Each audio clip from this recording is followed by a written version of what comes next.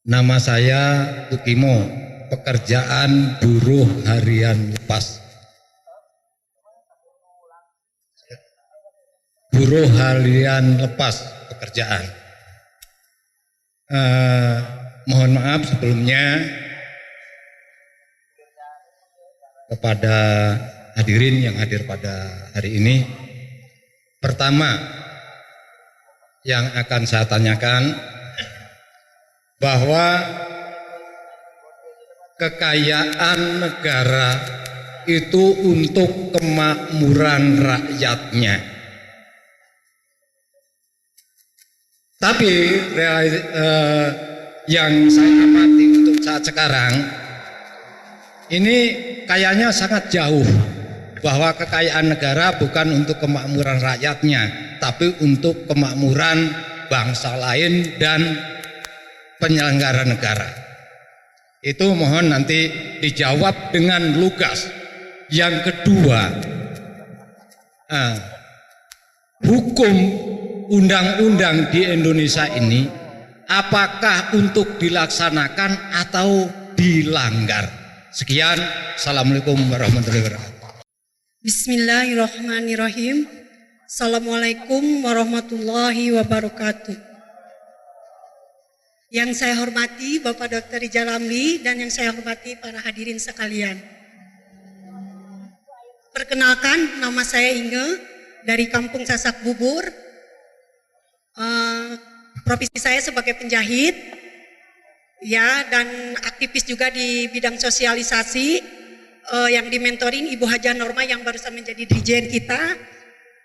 Pertanyaan saya hanya satu, bagaimana memajukan komunitas penjahit ketengan menjadi punya permodalan sendiri dan punya pemasaran sendiri. Itu aja yang saya sampaikan.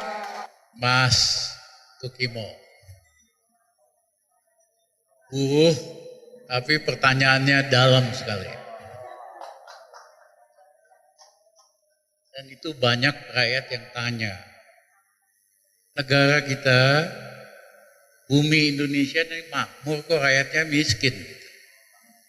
Itu yang selalu mengganggu saya, Pak. Jadi dulu zaman Pak Harto, 85% dari pendapatan negara berasal dari minyak bumi dan gas. 15% dari pajak. Itu besar sekali. Karena harga minyak bumi gas naik, tadinya cuma $2, naik sampai $30. Negara Indonesia kaya raya. Itulah kenapa Pak Harto punya uang untuk membangun SD Impres, Puskesmas, jalan, dan lain-lain. Karena uang dari minyak bumi dan gas untungnya paling besar masuk negara. Karena memang Undang-Undang Dasar kita menyatakan semua kekayaan alam milik rakyat Indonesia, dikelola oleh negara. Bahwa pelaksananya kontraktornya bisa swasta, nggak ada masalah. Itu yang terjadi di sektor minyak bumi dan gas. Swasta asing maupun dalam negeri hanya kontraktor. Mereka bukan pemilik minyak bumi dan gasnya, negara yang punya. Pembagian bagi hasilnya, kontraktor hanya dapat 15%. Negara Indonesia dapat 85%. Tapi hari ini itu Undang-Undang Dasar 45 ini udah dibelokkan. Harusnya sumber daya alam seperti batu bara, mineral, lain-lain itu milik rakyat Indonesia. Negara itu mengelola, swasta bukan pemilik, kontraktor. Bagi hasilnya berapa? 30%, 40%. Kita bisa diskusikan. Tapi yang terjadi hari ini dijadikan milik swasta. Sehingga apa yang terjadi? Harga batu bara belakangan ini naik dari tadinya $60 per ton, naik ke $220 per ton. 3,5 kali. Negara makin kaya enggak? Enggak. Swastanya makin super. Mineral, misalnya tembaga, emas, nikel, itu juga harganya lagi naik 2-3 kali.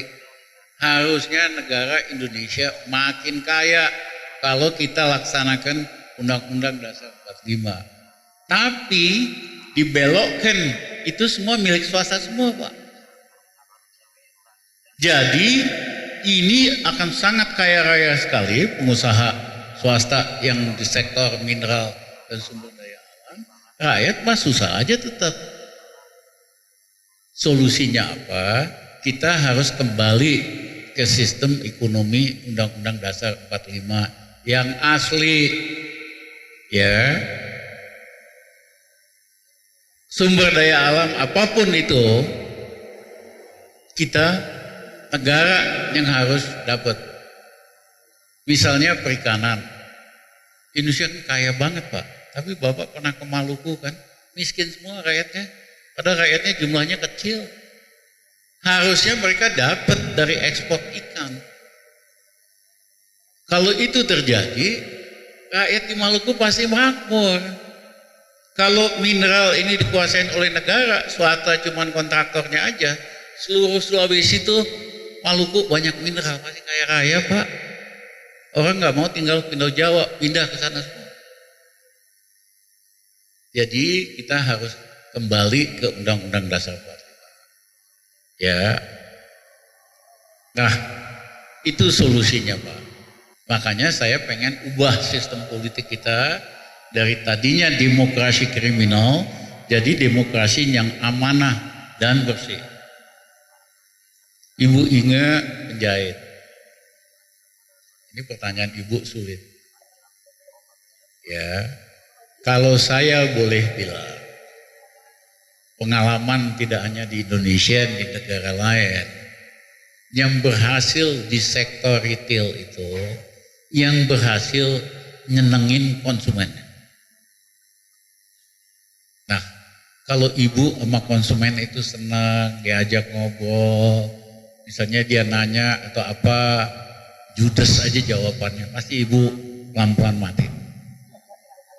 Ya, pengalaman di seluruh dunia, raja-raja di retail yang paling diajarin kamu gimana caranya konsumen senang. Ya, istilahnya kalau datang ke toko kamu kasih teh lah, ya, kasih wajib supaya dia happy gitu. Dia ngobrol-ngobrol dikit, ibu spend waktu, tapi dia ingat kalau dia mau curhat ke suaminya nggak bisa, dia datang sama ibu. Akhirnya dia jadi langganan ibu. Ya, jadi ini orang suka lupa. Kalau kita di bisnis konsumen, kita harus bisa bikin seneng. Kita punya nasabah, bikin happy hatinya, jadiin temen, ya. Nah, yang kedua harus berani beda. Seperti contoh saya tadi, kalau semua dagang jin di Ciamplas bangkrut semua buntutnya, Bu. Ibu tukang jahit, apa sih spesifiknya Ibu? Misalnya, kalau saya lihat dandanan Ibu ini kan stylish, coba warnanya aja satu warna, Pak. Ya. Ini satu warna. Nah, itu perempuan kalau satu warna kelihatan lebih simple tapi lebih menarik. Tapi ada nasabah yang senangnya tuh yang jreng. Yo, ininya warna jilbabnya jreng, warna merah. Terus ininya biru yang jreng. Pokoknya doyannya yang jreng. Itu selera umum. Ibu jangan ikutin. Karena semua dagang pasti doyannya yang jreng. Ibu kasih desain, ya kan, untuk berjilbab yang stylish, ya, yang warnanya itu warna-warna soft, ya kan, satu warna, ya. Jadi harus berani beda, jangan ikutin selera yang lain, yang umum tuh pemainnya pasti banyak, berani beda, ya. Itu aja Bu tipnya. Nah, yang ketiga, Mas, tadi ada pertanyaan soal hutang. Pertanyaan bonus nih. Bisa nggak sih kita beresin utang ini? Ya bisa banget. Satu, kalau kita kembali ke Undang-Undang Dasar tadi, negara Republiknya kaya. Dari setoran, pendapatan tadi apa? Emas, tembaga, apa aja itu tadi, batu bara. Utang kita bisa selesaikan. Dan yang kedua, harus berani terobosan. Waktu saya Menko Ekonomi Gus Dur tahun 2000, Jerman itu kerjanya ngeledek Indonesia terus. Indonesia tukang bakar hutan tropis, tukang merusak paru-paru dunia, merusak oksigen, kerjanya itu motongin hutan. Akhirnya saya ajak ketemu Menteri Keuangannya. Kita win-win dah, daripada kamu ngeritik saya doang. Gimana caranya? Saya sediakan tahap pertama 300.000 hektar hutan di Kalimantan yang saya konservasi, hanya boleh buat hutan, nggak boleh diubah jadi kebun macam-macam. Tapi kamu potong hutang kita $600 juta dalam 5 tahap. Total kita sediakan 1,5 juta hektar, total $3 miliar. Setuju dia, kita tanda tangan, kita laksanakan pemerintahan Gus Dur, termasuk yang pertama di dunia yang nuker hutan sama hutang. Sayangnya Gus Dur dijatuhin. Jadi itu banyak caranya. Nah yang kedua, waktu saya jadi Menko, saya didatengin oleh Menteri Keuangan Kuwait. Dr. Ramli, tolong, utang Indonesia puluhan tahun nggak beres-beres. Saya setiap tahun ditanya di DPR Kuwait tentang hutang Indonesia. Jadi setiap tahun saya mesti belajar tentang Indonesia. Kamu bisa tolong nggak? Apa? Kamu bayar semua utang Indonesia sama Kuwait. Nanti saya kasih utang baru. Karena kalau itu terjadi, saya nggak ditanya-tanya lagi, saya nggak ngajar lagi tentang Indonesia. Saya setuju, asal saya bilang bunganya lebih murah. Setuju dia, saya bayar semua hutang ke Kuwait. Sebulan kemudian dia kasih hutang baru dengan bunga lebih murah, Pak.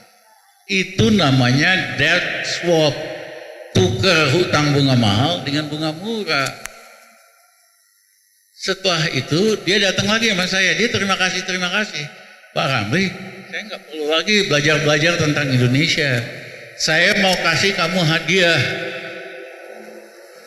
Dr. Ramli, kamu mau hadiah apa?